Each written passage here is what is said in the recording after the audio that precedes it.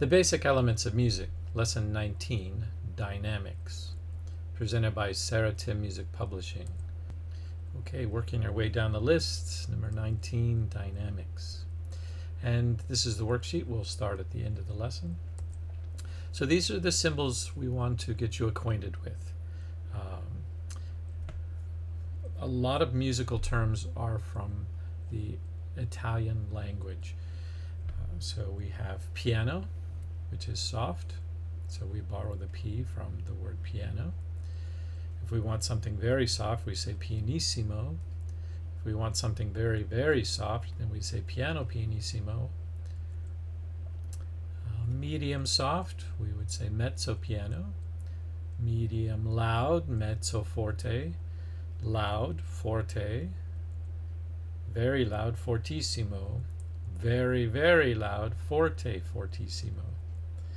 And we also have symbols that indicate we should go from loud to soft, or start soft and get louder. Now I've used this little phrase, a little bit softer now, a little bit louder now. And those phrases come from a song by the Isley Brothers, which I highly recommend you listen to for an example of a decrescendo and a crescendo. And here's the link, and it starts about 2:50 into the recording. Okay, so let's look at examples of these dynamic markings. This is a piece by Haydn, and you can see he uses a piano at the beginning. He gets even softer, pianissimo, very soft. And then all of a sudden he has this very loud sound. This is known as the surprise symphony, the second movement. And then he goes right back down to piano. So those are all symbols that the musician needs to interpret the piece correctly. Okay. And this is a performance, so there's the link, and I'll let you do that on your own. And I highly encourage you to watch these. This is a piece by Tchaikovsky from his Sixth Symphony. He decided to use a mezzo forte, going to a forte, to a mezzo forte, down to mezzo piano. Piano, soft, pianissimo, piano pianissimo, piano pianissimo, going to piano, back down to piano pianissimo. And these are the little crescendo and decrescendo markings. And this is a link to a recording, and this is where it starts, that excerpt there. This is a piece by Beethoven, and he starts off with forte, and immediately goes to piano here. And there's the excerpt for that.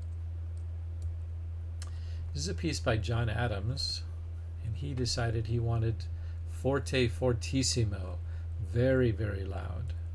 And there's an audio recording for that one. And this is another piece by John Adams called Harmonium, and he's going from piano with a quick crescendo to forte fortissimo, quickly back down to piano, crescendoing again to a forte forte fortissimo, very, very loud. And then he jumps all the way down to pianissimo. And this is an audio file, and that shows you what that looks like. Starting soft, it gets louder, immediately softer, or louder, immediately softer, and louder. So that's what a sound file looks like for crescendo and decrescendo and crescendo. And there's an example of that, and you could find it at this point in the video. So I've made a PDF of this listening list and the audio examples. So the first worksheet, you're just going to get acquainted with the terms, what they're called, and how to perform them. So on this side, you're going to have to write the term piano pianissimo, and on this side you're going to write how to perform it, very, very soft. Okay? So piano pianissimo on this side, and then on this side you're going to write very, very soft. So how to perform it, and on this side what it's called. Okay? Some matching. So you have your terms and definitions. So number 2 is the letter I, crescendo. And again, like worksheet number 1, except you don't have all of the answers at the top. Okay. So that's lesson 19. Lesson 20, on to articulations. So we'll see you in the next lesson.